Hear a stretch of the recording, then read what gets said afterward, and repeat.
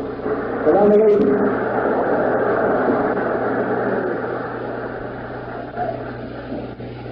Brothers and sisters, we are very happy to see so many of you out on such a foggy night, and we hope that we haven't kept you too long, but a very good friend of mine and a good friend of yours, a good friend of ours, is on his way here, and I didn't want to have too much to say in front of him, because he's a person whose actions in the past have actually spoken for themselves.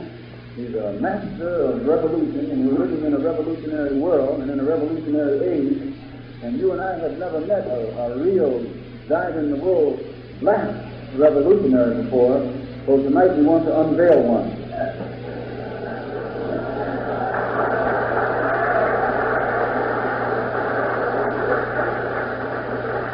Also, I should explain that one of the reasons that the meeting started late, we had a movie, and right now I'm wrestling with this American mic. We had a movie that we wanted to show on the Congo, which I believe you would have enjoyed, and it would have also set the tone for what our guest will have to say when he arrives. But due to technical difficulties, which are to be expected in a highly technical society that's kind of running out of gas, we couldn't show the movie, but we will show it at a later date. And either this microphone is way off or I'm getting weak. The purpose of our meeting tonight, as it was announced, was to show the relationship between the struggle that is going on the African continent, and the struggle that's going on the African continent, and the struggle that's going on among the Afro-Americans here in this country. And I, for one, would like to impress upon, especially those who call themselves leaders, the importance of realizing the direct connection between the struggle of the Afro-American in this country and the struggle of our people all over the world. As long as we think, as one of my good brothers mentioned out of the side of his mouth here a couple Sundays ago, that we should get Mississippi straightened out before we worry about the Congo, you'll never get Mississippi straightened out until you start realizing your connection with the Congo.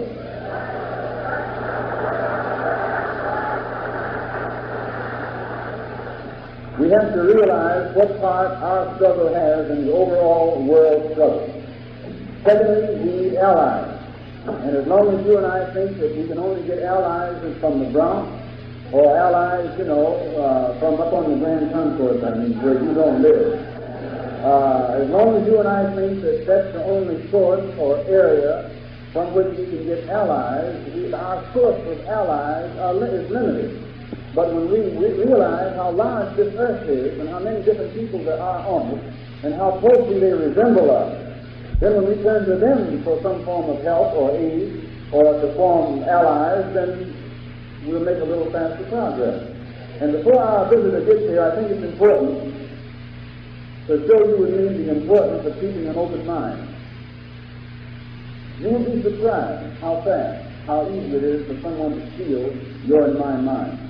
You don't think so. We never like to think in terms of being dumb enough to let someone put something over on us in a very deceitful and tricky way. But you and I are living in a very deceitful and tricky society. A very deceitful and tricky country, which has a very deceitful and tricky government.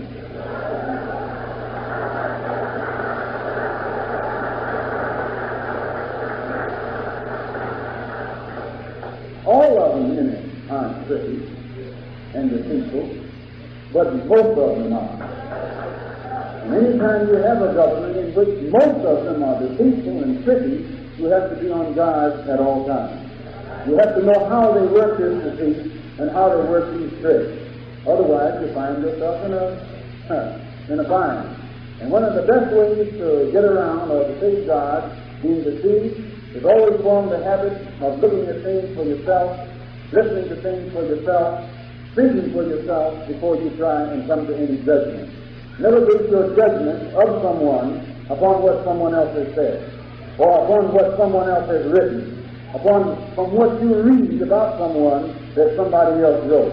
Never base your judgment on things like that, especially in this kind of country, And in this kind of society, which has mastered the art of very deceitfully painting images of people whom they don't like in an image that they know you won't like. So you end up hating hating your friends and loving their enemies. Example, I was flying from Algiers to Geneva about 3 or 4 weeks ago, and seated beside me on the airplane were a couple of Americans, both white, one a male and the other a female. One was an interpreter who worked in Geneva for the United Nations. The other was a girl who worked in one of the embassies in Algeria, some part of Algeria. We conversed for about 40 or 45 minutes, and then the lady, she says, may I ask you a personal question? I said, yes. Of course, they always do anyway. She said, what kind of name, last name did you have that begins with S? I said, that's it, S. So she said, S? Yeah, S. Well, what's your first name? I said, well, Malcolm X. Well, she waited about 10 minutes, and then she said, you're not Malcolm X. I said, yes, I'm Malcolm X. Why? She said, well, you're not what I was looking for. And what you were looking for was what the newspaper, the press, had created. She was looking for the image that the press had created. Somebody with some horns, you know, that's about to kill all the white people, as if you could kill all of them, or as if you shouldn't.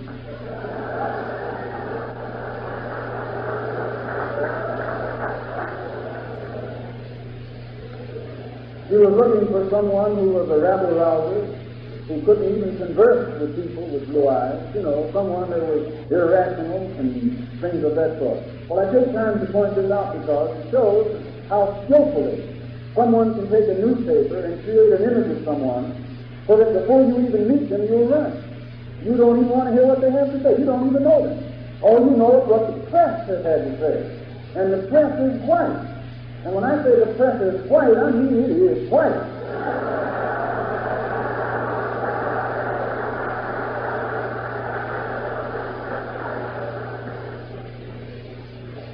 And it's dangerous. The FBI can feed information to the press to make your neighbor think you are something subversive. The FBI, they do it very skillfully. They maneuver the press on a national scale. And the CIA maneuvers the press on an international scale. They do all their dirt with the press. Take the newspapers and make the newspapers blow you and me up as if all of us are criminals. All of us are rapists, or all of us are drug addicts, or all of us are rioting. This is how they do it. When you explode legitimately against injustices that they heap upon you, they use the press to make it look like you're a vandal. And if you were a vandal, you have a right to be a vandal.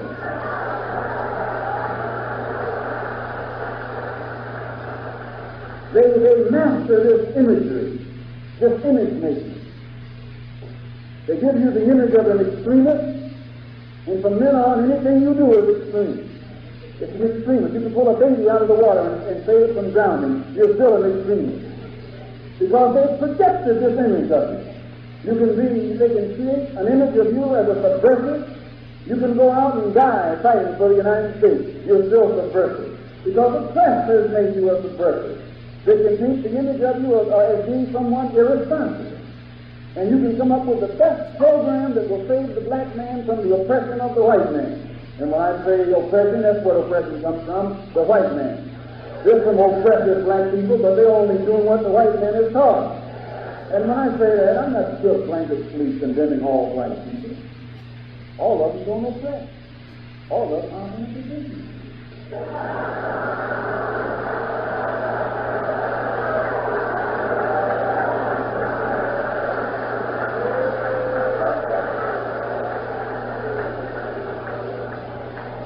But most of them are, and most of them do. The press is so powerful in its image-making role. It can make a criminal look like he's the victim, and make the victim look like he's the criminal. This is the press, an irresponsible press, will make a criminal look like he's the victim, and the victim look like he's the criminal. And if you aren't careful, the newspaper will have you hating the people who are being oppressed and loving the people who are doing the oppression. If you aren't careful, yeah, because I've seen some of you get caught in that day. You run around hating yourself and loving the man, and you getting hell from the man. You let the man maneuver you into thinking that it's wrong to fight him when he's fighting you.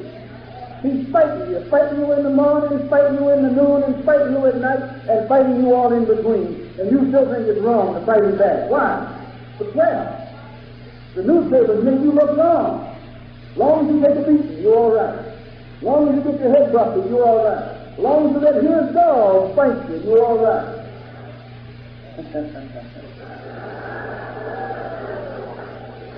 Because that press, that image-making press, that thing is dangerous if you don't guard yourself against it. It'll make you love the criminal, I say, and hate the one who's the victim of the criminal. A good example is the Congo, the area of Africa that our guest is on his way is going to talk to us about. A good example of what the press can do with its images. Right now, in the Congo, defenseless villages are being bombed. Black women and children and babies are being blown to bits by airplanes. Yeah? Where do these airplanes come from? The United States. The United States, yes. And you won't write that. You won't write that American planes are blowing the flesh loose from the bodies of black women and black babies and black men. No. Why? Because they're American planes. And as long as they're American planes, that's humanitarian. As long as they're being piloted by anti-Castro Cubans, that makes it all right. Because Castro's a villain, and anybody who's against him, whatever they do, that's humanitarian. You see how tricky they are?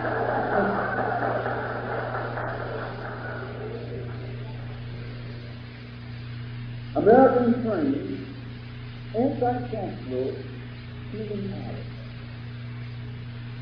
dropping bombs on African villages that have no defense against bombs. There's no need to bomb them if they have no defense against bombs, and blowing black women to bits. When you drop a bomb, you don't look to see where it explodes. They do the same. You know, if they drop it on the Japanese in Hiroshima, they don't even think about dropping it on Congolese. And you running around here getting all upset because a few white hostages died. You're out of your mind. Out of your mind.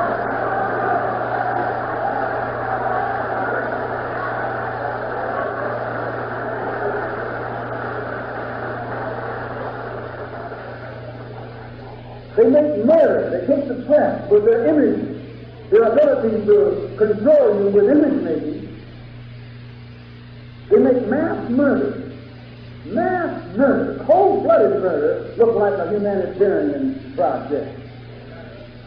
All these thousands of black people dying and butchered, and you have no compassion in your heart whatsoever for it, because the victim has been made to look like he's the criminal.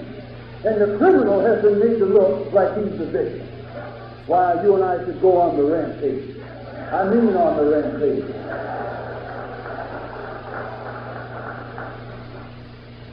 Intelligently. Let's just take it one step farther before our guests arrive. To show you how they use this image making through the press. And I'm not just condemning the press, because some of them are all right, but most of them aren't. Take Stonewall. That's a man that you should never let set foot in America. No. That man should never, that's the worst African that was ever born. The worst African that was ever born. He's a cold-blooded murderer. He murdered Patrice Lumumba, the rightful prime minister of the Congo. And what has America done? Has used her press to give Stonewall a good image. Yes, the American press. Take this man who's a murderer, cold-blooded murderer. Didn't murder just somebody, murdered the prime minister. And they're going to use their press to make this man acceptable to the world. He'll never be acceptable to the world. The world is not that dumb. It's not that easily fooled. Now, some of us in this country may be done, but not all of us. Just some of us. And those that haven't been fooled will do whatever is necessary to keep that man from setting foot on this country. He should be afraid to come here. He should think a long time before he comes here. Why? Because they told you and me he came from the Congo. I mean, isn't that what they taught us in school? That we came from the Congo. These savages and cannibals and all that kind of stuff from the Congo. Okay, so since you taught me all my life I'm from the Congo, I love the Congo. That's my property. And that's my people that your airplanes are killing over there.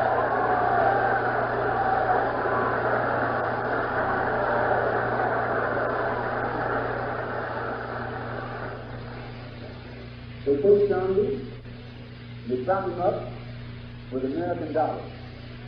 They glorify his image with the American flag. What's the first thing he does? Now, Gandhi's a murderer. He has been hired by the United States to rule the Congo. Yeah, that's all it boils down to. You can put it in a whole lot of pretty language, but we don't want pretty language for a nasty situation. He's a murderer who has been hired by the United States government and is being paid by your tax dollars, with your tax dollars, by the United States government. And to show you what he thinks he is, a hired killer, what's the first thing he did? He hired more killers. He went and got the mercenaries from South Africa. And what is a mercenary? A hired killer. That's all a mercenary is. The anti-Castro Cuban pilots, what are they? Mercenaries. Hired killers. Who hired them? The United States. Who hired the killers from South Africa? The United States. They just used Gandhi to do it. Just like, they do with us in this country. They get old Negro and hire him and make him a big shot. And so he's the voice in the community, and he tells all of them, come on in and join the organization with us, and they take it over. Then they give them peace prizes and medals and things.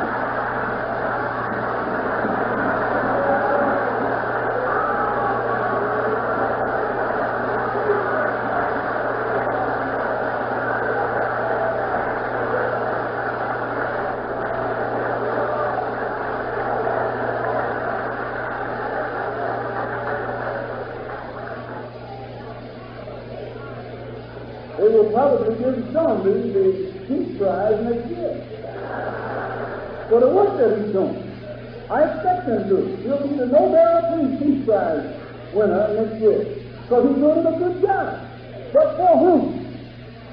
For the man.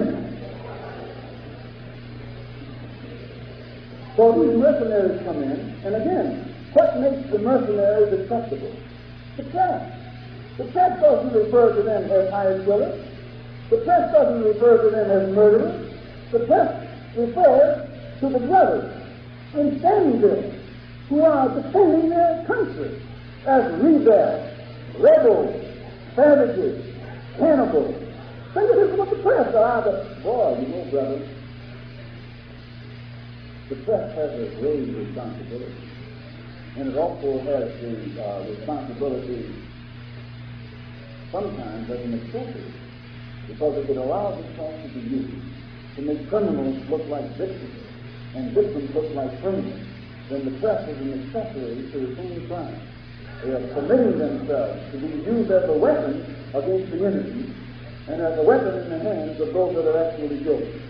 So I cite this tonight before our guest comes, and as I was told 10 minutes ago that he should be here in 10 minutes. I cite this to show you that just as they do it on an international level, they also do it with us. Anytime black people in this country are not able to be controlled by the man, they immediately begin to label those black people as irresponsible or as extremists. They put all these old negative labels up there, and you and I do the same thing. We draw back from it. Not because we know anything about them, but we draw back because of the image of them that the man has created. And if you notice, everyone who takes a firm, uncompromising stand against the man. And when I say the man, you know what I'm talking about. I'm talking about the man that lynches. the man that segregates, the man that discriminates, the man that oppresses and exploits, the man that won't let you and me have quality education, facilities here in Holland. That man. Now, whoever he is, that's who I'm talking about. I have to talk about him like this, because if I talk about him any closer, they'll call me a racist. And I'm not a racist. I'm not against somebody because of their race, but I'm sure against them because of what they're doing. And if they're doing wrong, we should waste them. What by any means necessary. If you'll notice, as long as the blacks in the Congo were being slaughtered, mass scale, there was no outcry. But as soon as a few whites, the lives of a few whites were involved, the whole world became in an uproar. But what caused the world to become involved in an uproar? The press. The press made it appear that here, 2,000 lives, white people are being held hostage. And they started crying and big headlines, 80 of them were killed. Now the Africans didn't kill any of them. The brothers there in Canada didn't kill any of them until the paratroopers landed. If the paratroopers hadn't invaded their property, nobody would have been killed. They hadn't killed, and many people say that it wasn't the brothers in Sandyville that killed them. Those paratroopers and mercenaries, they started shooting at everybody. You think I'm speaking? I was in London last Sunday, and in the Daily Express, a white writer, and I must say white because if I don't specify that this is a white man writing this, you think that I wrote it, or some black man wrote it. Look what he says here in the Daily Express, which is a far from left newspaper, far from liberal. A dust, and it's written by some Walter Parkinson from Sandyville, just after the paratroopers had dropped, he says, a dust strike by cannon firing B-28, these are airplanes, flown by Cuban mercenaries. Think of it, hired killers from Cuba. Hired by whom? The Americans. All you living in our country that want to pay for the sins that it has committed.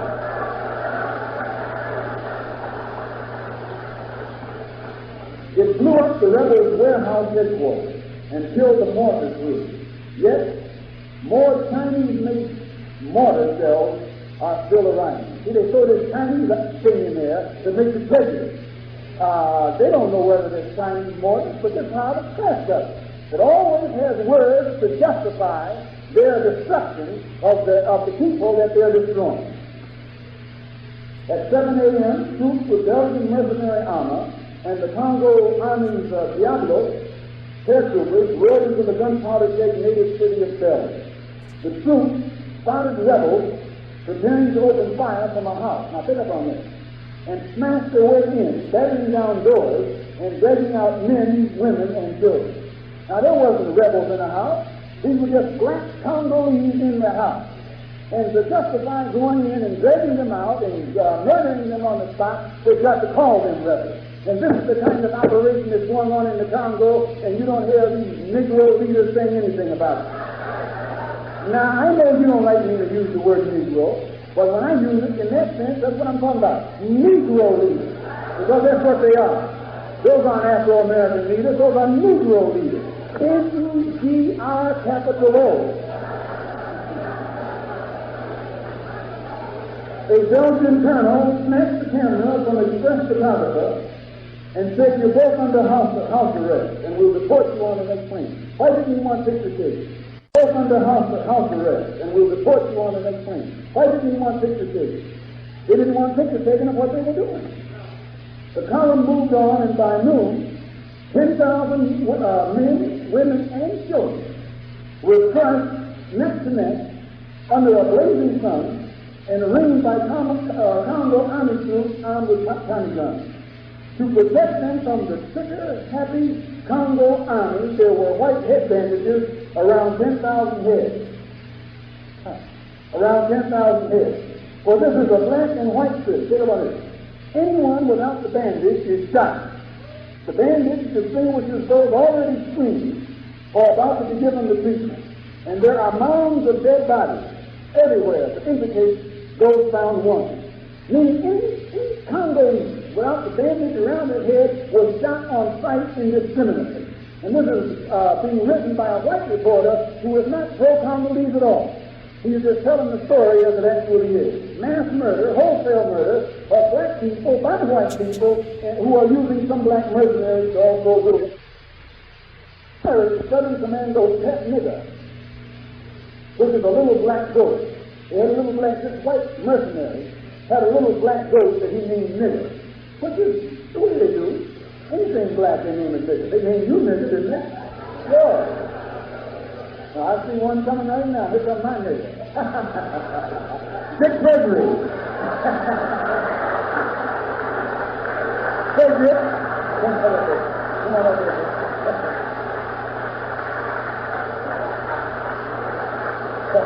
Come on up here, Dick. Come up here, Dick.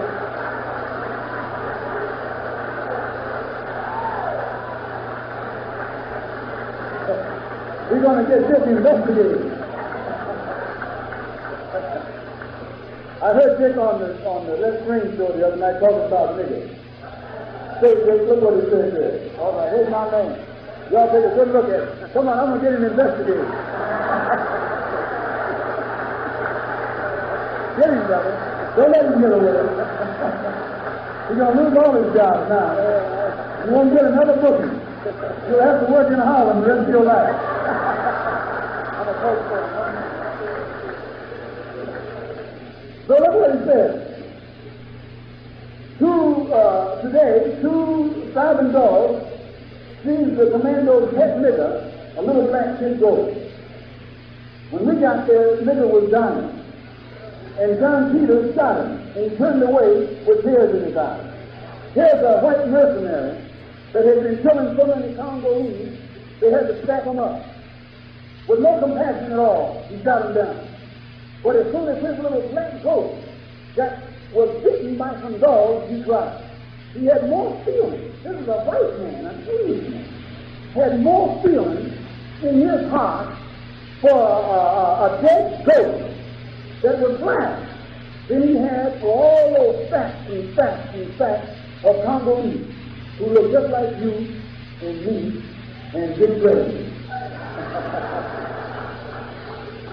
So I say, brothers and sisters, that it's not a case of worrying about what's going on in Africa before we get things straight over here, but it's a case of realizing that the Afro-American problem is not a Negro problem or an American problem, but it's a human problem.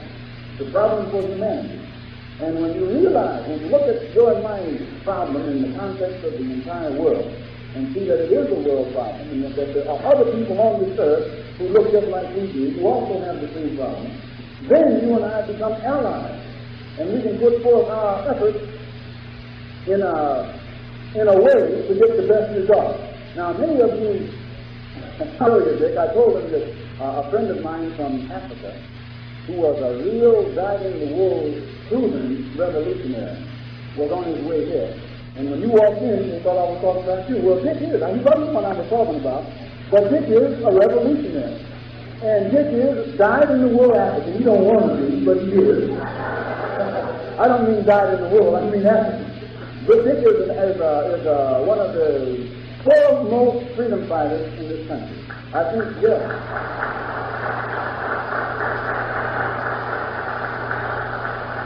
I say that in all sincerity. Dick has been on the battlefront and probably has made a greater sacrifice in that by taking the stand that he has, I'm quite certain that it has alienated many of the people who weren't alienated from him before he began to take his stand. And whenever you see a person, a celebrity who is as widely known as he, and who is as skilled in his profession as Dick, and at the same time has access to almost unlimited bookings, which provides unlimited income, and he will jeopardize all of that in order to jump into the front lines of the battle, then you and I have to stand behind him.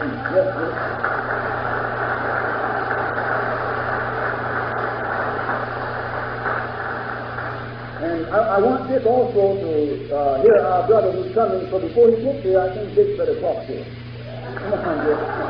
Dick Gregory. Without the cigarette. Yeah, I'd like to say thank you very much, Brother Malcolm, and I'd like for you to know one thing. You will be too right to be called you did.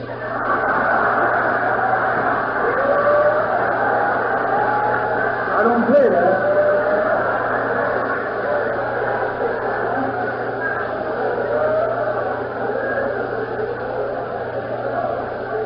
There's been some changes made since you've been gone.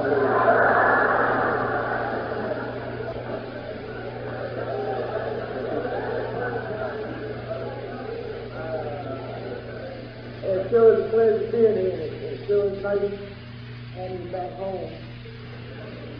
Were you in town when you made the cover of the Saturday Evening Post? I was hiding out, man. They had a picture of you in a zoot suit.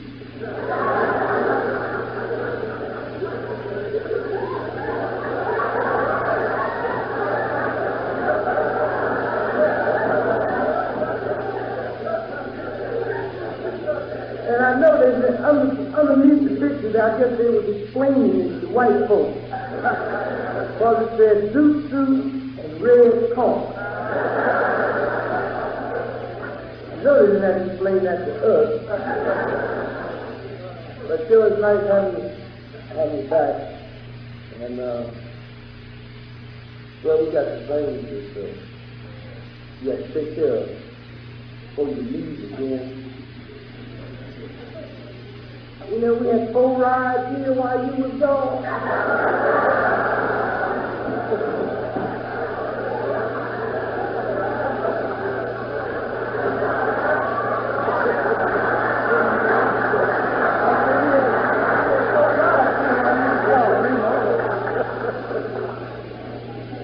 So I want you to be around here to do one Christmas night.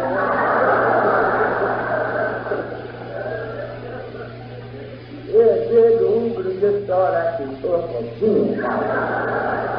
Yeah, he just started acting up and just got a little bit beside himself lately. Because now, what people said about the FBI is true and true. If you don't believe me, follow me down to Mississippi next time. Well, I remember one day we was trapped in the alley with the Ku Klux Klan on one end and the FBI on the other, and we flipped the car and decided which way we was going to go.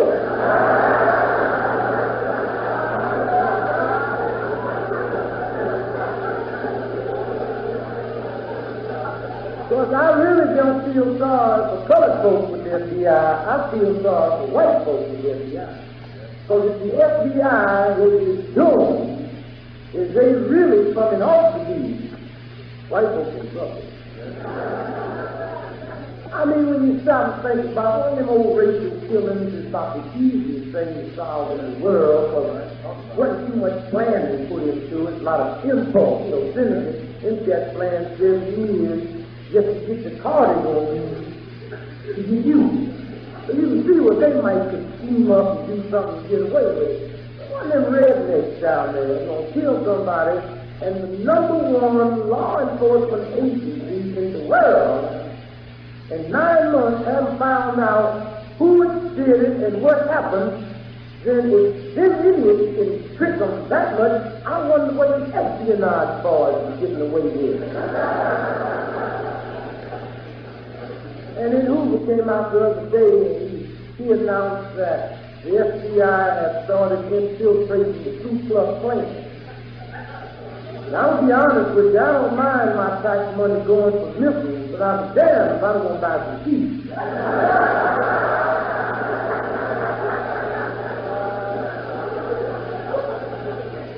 And when Hoover said he got his FBI agents infiltrating the Ku Klux Klan, all that really meant to me is he's paying them back. So the Ku Klux Klan had already infiltrated the FBI.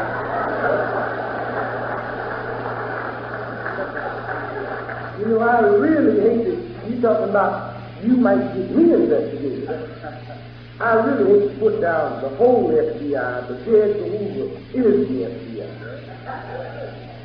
And I ain't never trusted Jed Hoover Now, I mean that. I don't trust Hoover for a whole lot of reasons. One of them is because he's 70 years old and never been married. I couldn't trust him.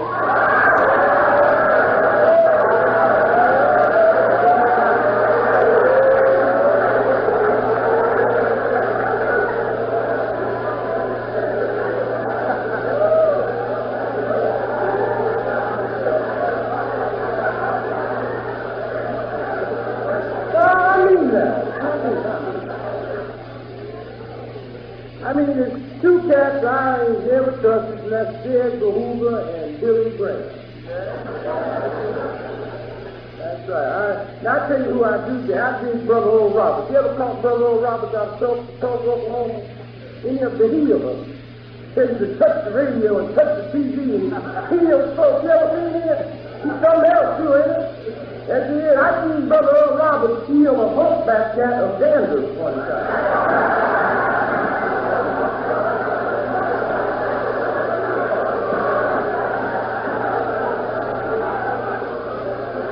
He didn't do nothing for the hump, but the cat don't scratch no more.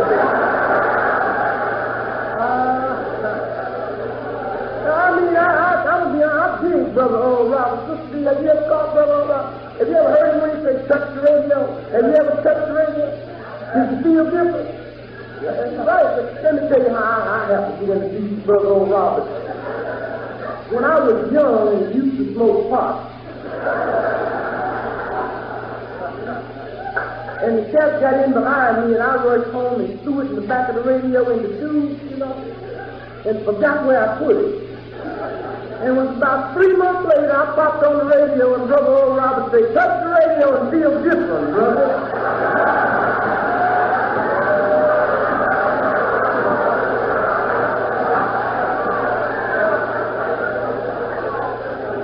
Oh, yeah, I've been digging Brother Oral Roberts ever since.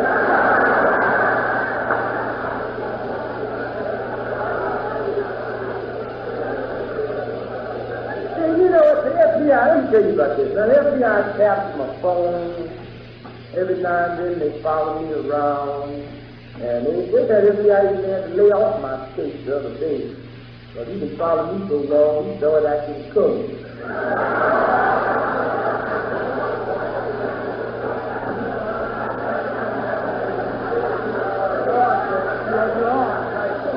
I mean, he walked into the biggest restaurant in town and ordered some chicken. This really embarrassed me. Speaking of children, you know, I didn't know I thought I just got some words on you over there that children were okay. Yeah, I'm going to demonstrate with you one of these days, but I'm going to join up with you. I wouldn't give up that seed now.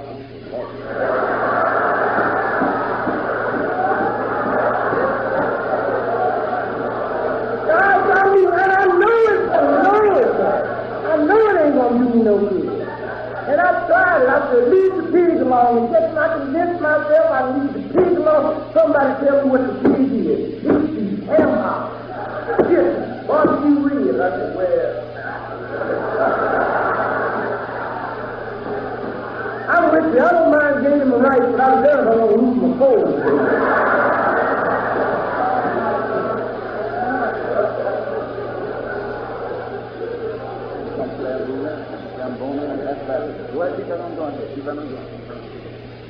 So we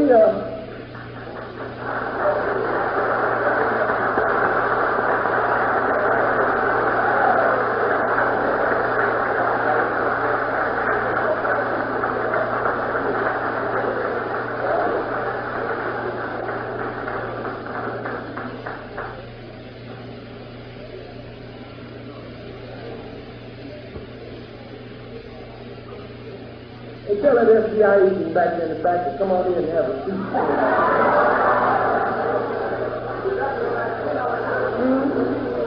Yeah, he's one.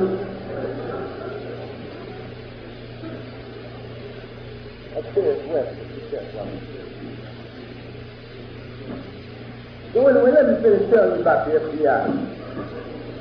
If the FBI ever taps your phone like they tap mine, See, they didn't know. They were just wasting. See, the FBI wasn't used to tapping them colored folks' phones. Yeah, they came in with $10,000 worth of equipment to shoot up so they could tap my phone. And 2 days after they set all that equipment up, my phone got cut off.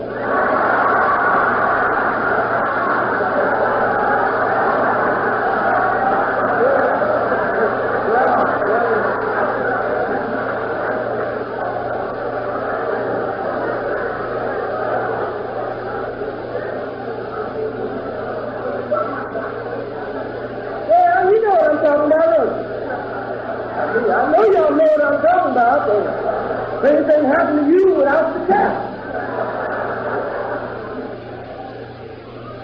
So anyway, I feel now, but I don't even want to talk about food no more. I send him telegrams every now and then, calling dirty names. You see, when the FBI tap your phone like they tap mine, and you want to have some fun, you see, they don't know I know. But can you imagine how much fun I can have with them when they got my phone tapped and they don't know I know they tapped it? I have a ball. Yeah, and I mean they tap it too. Yeah, you know how I know they tap it? I got 4 FBI agents and got so rich, lazy, just tapping my phone, getting my numbers that I put in.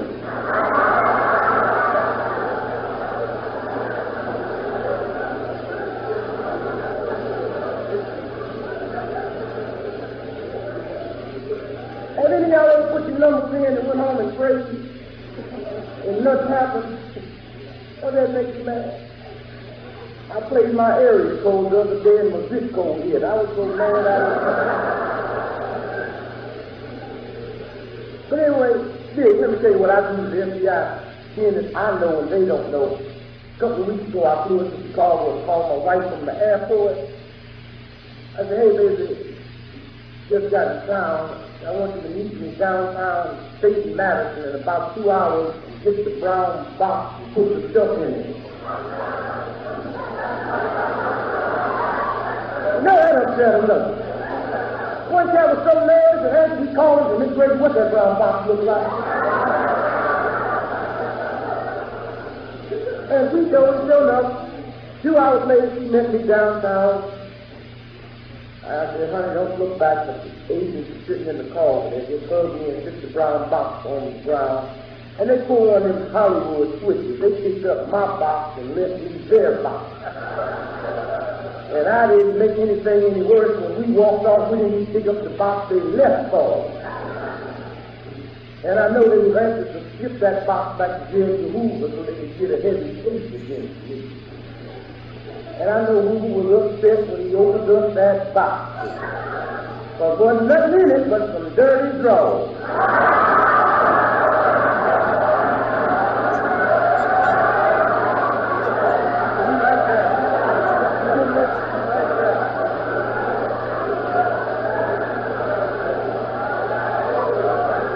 That's right, I had a big note pinned on them. Wash these and send them back to me.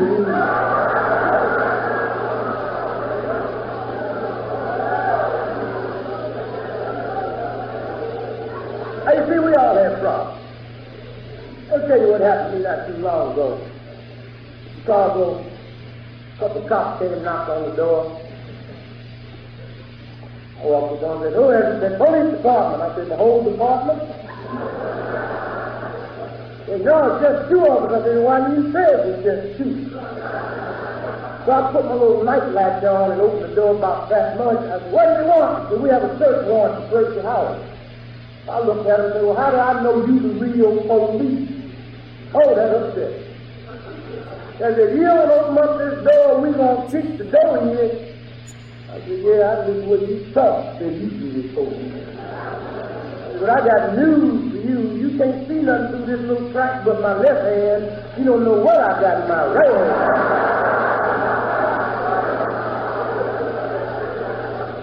Oh, he understood what I was talking about. The little one said, I thought you were supposed to be nonviolent. I said, I am nonviolent, but it's regional, baby.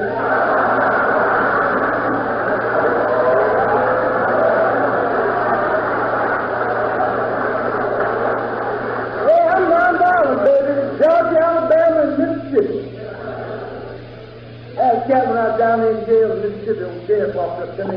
He said, "Come here, nigga." And I said, "Yes, sir." He said, "What would happen to me if I called you nigga in Chicago?" And he could tell the way I was looking at him, he was getting hurt. And he's standing there with his gun out trying to make me mad. He said, "Well, I don't understand you. I can call you nigga down here and nothing happens. I call you nigga in Chicago and you get mad. Why?" I told him, "Simple. You call me nigga down here in Mississippi, that's my maiden name. If you ever call me nigga in Chicago, you find out we got married."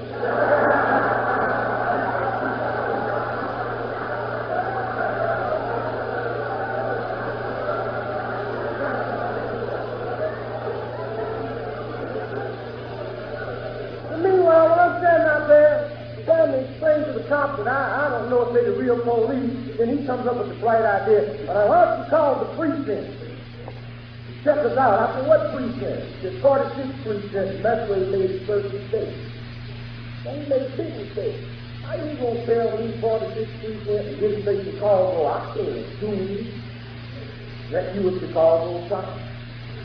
Just as you supposed to be anyway. So I got on the phone and called New York City, 46th precinct.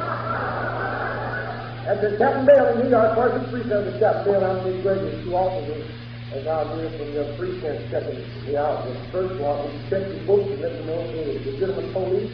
And naturally, he didn't find no record. He said, "No, we have no record of this." So I said, "Well, thank you very much. Appreciate it." And I hung up and called the FBI. Now, I didn't tell the FBI that I called New York. Yes, on the Federal Bureau of Investigation, I said, "You the FBI?"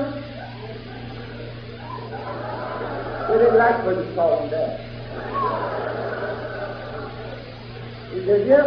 I said, "I have two officers out here supposed to be from 46th precinct, and I called the 46th precinct and they have no record of it. So that means the two guys impersonating law enforcement officers, which means I could sell the crime. Would you please send two Mr. FBI agents out here and check them out for me?" He said, "Right away." And when the FBI said they couldn't come out of my house right away, they mean right away. But chances are the man out in the bushes watching already, you know. So now I do not go back to the door and call these cats. It's best time to get there. And I did. I walked back and I told him, I said, "Look, man, I just saw New York City." Didn't lie to him. I just saw New York City and they never heard of you. And I said, "Chicago, you idiot." I said, "Don't call me no idiot, you can keep my right hand now." So I went back and I called Chicago 46th precinct. The guy got real upset. "You mean you haven't let him in yet?" I said, "Cool it, man. You got time to check him out." You tell me one thing. These two cops you sent by my house, are they white or colored? He said, "What do they look like to you?" I'm not buying those to me. I know. Hell, I know what they are.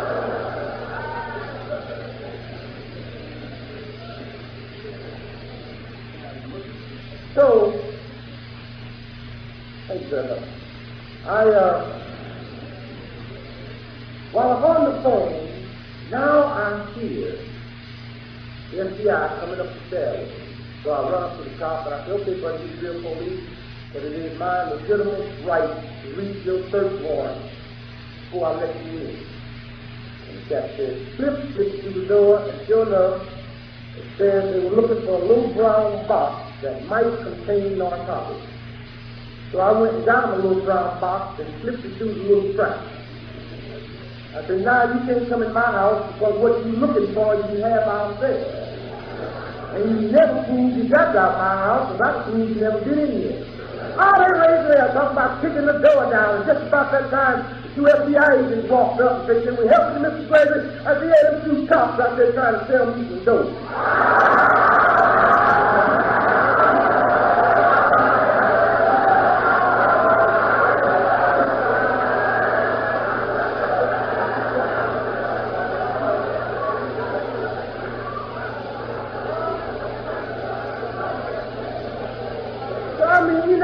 It's just so much going on. So much going on. It just scares me to death. I got drunk the other night evening now. But I'm Baptist, you know, that goes in my way.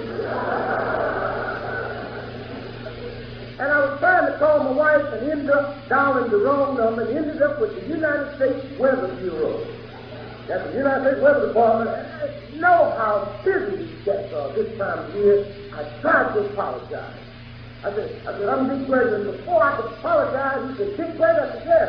He said, well, what you calling us for? We report the weather fair. And you know that really made me mad. I said, just for that, we're going to demonstrate against you. The guy said, how in the world are you going to demonstrate against the Weather Bureau? I said, simple. Out of all the tornadoes we've had this year and all the hurricanes we've had this year, you have yet to name one of them something colored. So the next hurricane that we have, and you don't name Hurricane Beulah, you're in trouble, baby. All I can say is so much going on. I mean, I read so much in the paper, I just don't know if I'm going to. And I never been so upset in my life when I picked up the paper and read where Red China exploded a nuclear bomb, and our State Department said, don't worry about it, it's primitive. Yeah, did you see that? Yeah, man. I sent him a telegram. I said, what do you mean? You talking about Red China's nuclear blast is primitive, and you worried about my switchblade.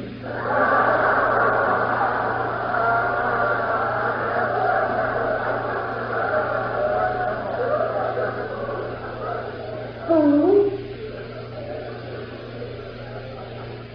They sent me a telegram back trying to explain it. We felt that the nuclear blast rate blasted off was primitive because it would take them 25 years to develop a vehicle to deliver it over here. And I sent them a telegram right back. I said, baby, do you realize the Red Chinese have something like 688 million folks and they can hand carry that damn bomb over here?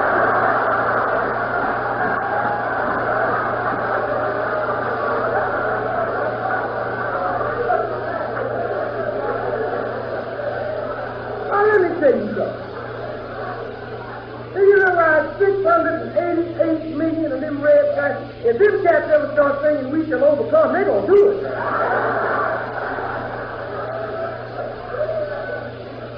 And do you realize they got no census takers and we got people? We talking about fighting red cats. Do you realize that 688 million of them cats is right down underneath us now? On the other, you know they right down there? Yeah. Wouldn't it be wild if all of them got high tomorrow and stopped and put at the same time? Well, I still wish we had 688 million Negroes in Mississippi.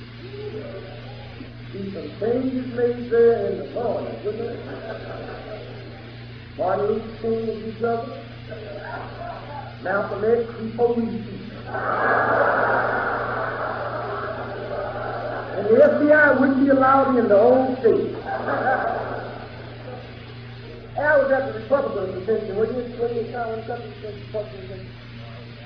Well, you miss Barry Goldwater. He'll be on television next Wednesday night. Don't miss him. He's on from 8 to 7:30.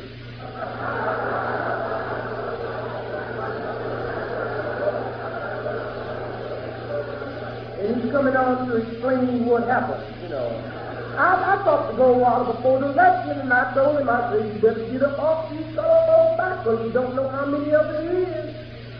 You got thinking X amount of us. I tried to tell him, I said, you realize we got some buildings in Harlem that so many Negroes live in each building got their own mayor? He didn't believe me, but he found out the hard way. And now he talking about he won 5 southern. He didn't win those 5 southern states. The only reason he won those 5 southern states because the brother couldn't vote.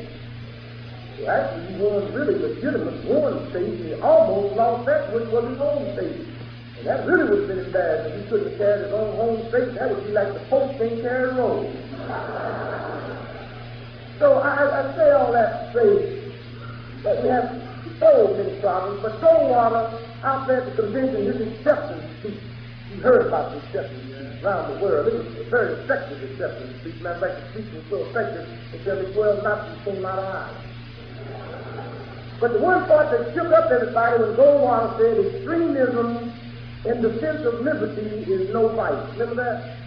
And 2 days after he said that, y'all tried at me in Harlem. And got shot at. But everybody called it looting and rioting. You know what they called it here, rioting, looting. I didn't call what happened to me in Harlem rioting or looting. I called it a little light skirmish.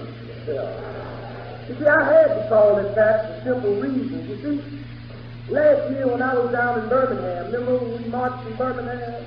Cops beat the hell out of them, and they called that a demonstration. Remember that? This year y'all march in Harlem and beat the hell out of a couple of cops. That's a riot. Now you figure it out.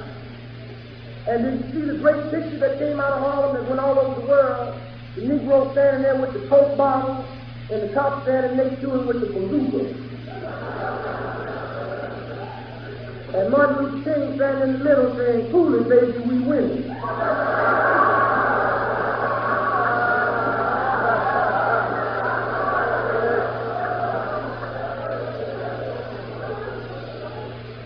Because I found out later from talking to that cop. Hey, look here, I have a plane I have to get out of here, and I wish I had more time, but it's sure the beautiful crowd you have here, and I couldn't think of a better way to welcome home to Boston.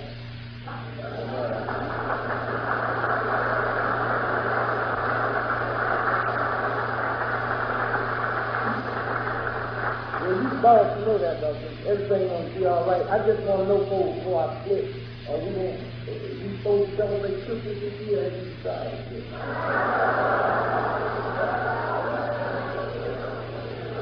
Hey, we'd like to say thank you so much for... Oh, wait a minute. Wait.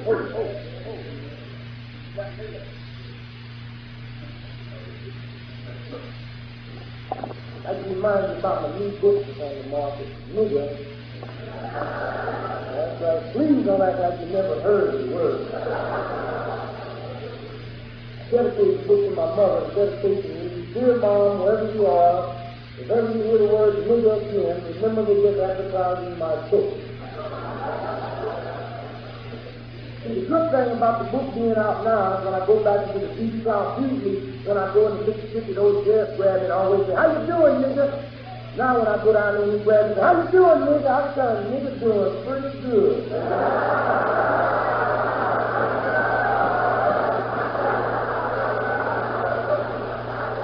449,000 copies worth of good.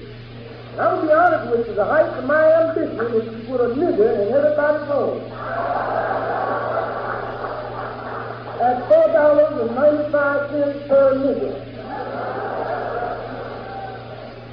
Now I want to tell you folks something before I quit. When you go to the bookstore to order the book, don't be embarrassed. You know what I'm talking about. You understand what I'm talking about? Don't be embarrassed. I mean, don't be walking in the bookstore, creeping up to the clerk, talking about, "Hey, give me one of them what you call it." And nobody never called you know what you call it, man. Matter of fact, be proud of the book. Matter of fact, when you walk into the bookstore, don't even go inside the door. Just stand out on the sidewalk with your money in your hand and call and say, "Hey, bring me a couple of them niggers out here."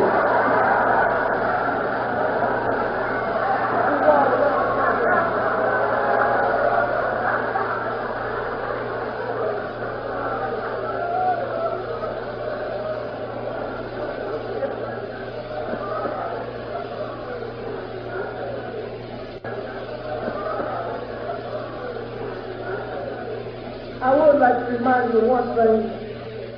That Christmas is just a couple of weeks off, and a couple of niggas still look good on the street, baby. I had a lot of people writing me, asking me about free.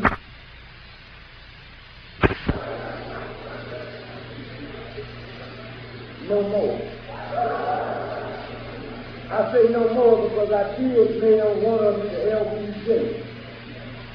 Why? I wasn't that stuff on having my book. I was just determined to get me a nigger in the White House.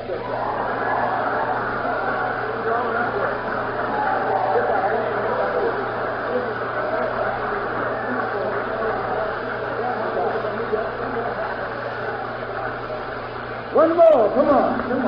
Get regular.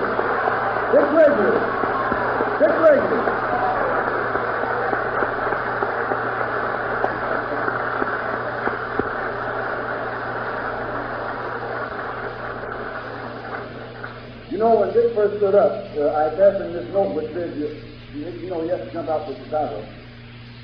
Which said, told him your flight has been canceled, you don't have to rush. So he was set to stay with us for a while, and then they handed him another note later on which says, the airport called back and said your flight is leaving on schedule. He Dick got disconnected. He can turn them on and off at will. Now, brothers and sisters, you know, he can turn them on and off at will. Now, brothers and sisters, you know, first I'm very thankful that Dick has been able to come out with us tonight. As I said, he is a freedom fighter. You see him on the forefront of the battle line, and in this country, wherever a black man is, there is a battle line.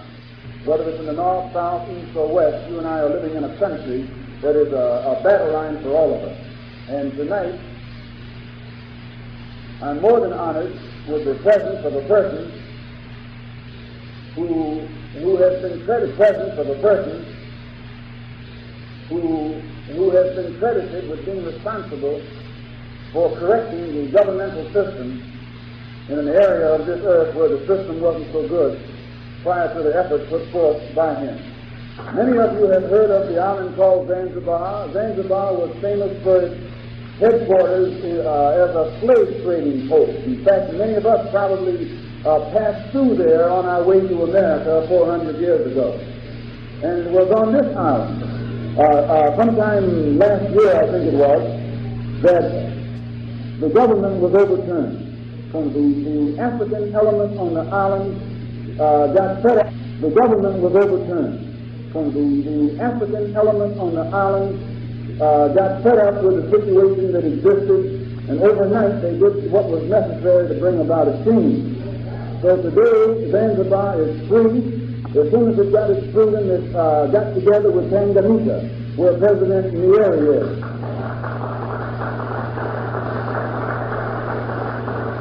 And the combination of Zanzibar and Tanganyika recently became known as the Republic of Tanzania. Two countries that united and are one of the most militant and uncompromising when it comes to the struggle for freedom for our people on the African continent as well as over here anywhere else on this earth. And when I was in Africa, Cairo, for the Summit Conference, most of you know that my purpose for going there was to try and get the heads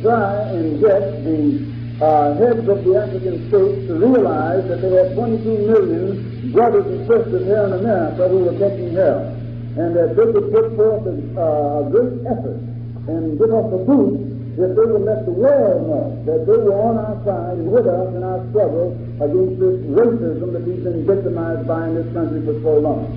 And the press tried to make it appear that the African countries, the African heads of state, were in no way concerned with the plight of the Afro-Americans. But at that conference, toward the end of it, all of the African heads of state got together, and they did pass a resolution thoroughly condemning the continued practice of racism against the Afro-Americans in this country, and thoroughly supporting the struggle of the 22 million Afro-Americans in this practice of racism against the Afro-Americans in this country, and thoroughly supporting the struggle of the 22 million Afro-Americans in this country in our effort toward human rights.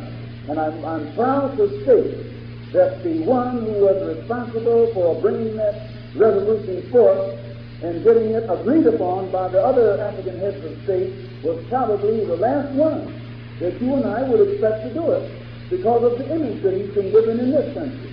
But the one who came forth and suggested that the African Summit Conference pass a resolution thoroughly condemning the mistreatment of Afro-Americans in America and also thoroughly supporting the freedom struggle for human rights of our people in this country was President Julius Nyerere.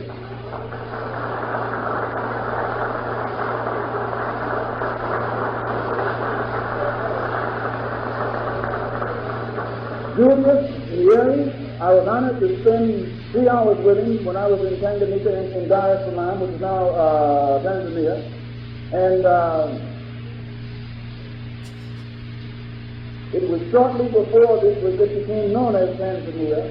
I was also able to stay there, I think, for about 7 days, and just before this took place, the one who made it possible for me to see him is with us here tonight.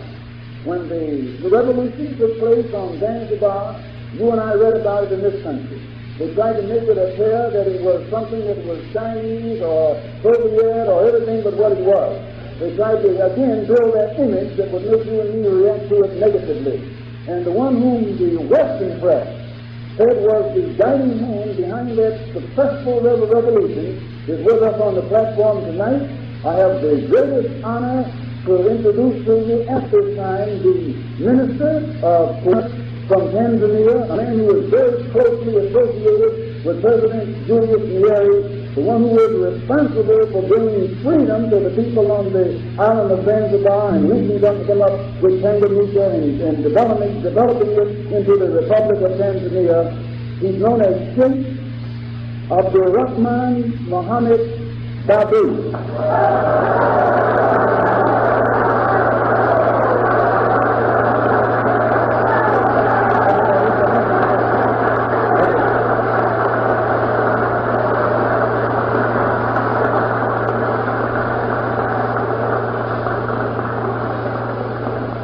And before he comes forth, he just left a dinner with another very good friend of ours, and I say a very good friend of ours, and I want to point this out this. I don't let anybody choose my friend, and you shouldn't let anybody choose your friend. You and I should practice the habit of weighing people and weighing situations and weighing groups and weighing government for ourselves.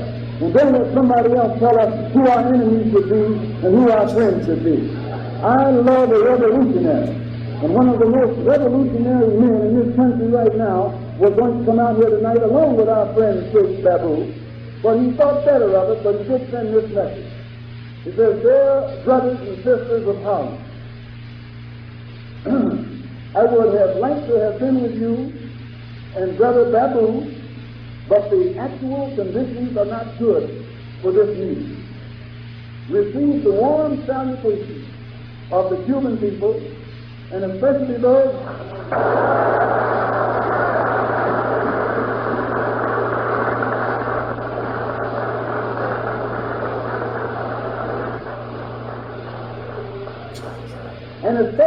of Fidel, who remembers enthusiastically his visit to Holland a few years ago.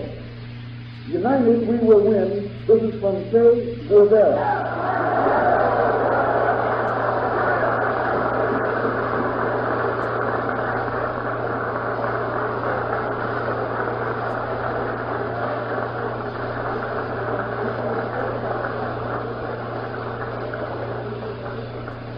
I'm happy to hear that warm round of applause in return, because it lets the man know that he just is not in a position today to tell us who we should applaud for and who we shouldn't applaud for.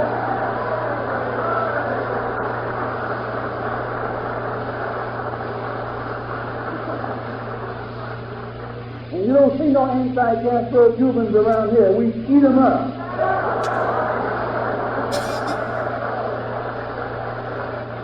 Let them go and fight the Ku Klux Klan or the White Citizens Council. Let them spend some of that energy getting their own house in order. Don't come up in Harlem and tell us who we should applaud for and shouldn't applaud for. Or there'll be some anti-Castro Cubans. So, brothers and sisters, again at this time, a very good friend of mine, I'm honored to call him my friend. He treated me as a brother when I was in Dar es Salaam. I met his family, I met his children. They are wonderful. He's a family man. Most people don't think of revolutionaries as a family man. All you do is see him in his image on the battle line, but when you see him with his children and with his wife, in that atmosphere at home, you realize that revolutionaries are human beings too. So here is a man who's not only a revolutionary, but he's a husband. Could be yours. He's a father. He could be yours. He's a brother. He could be yours. And I say he is ours. Sheikh Babu.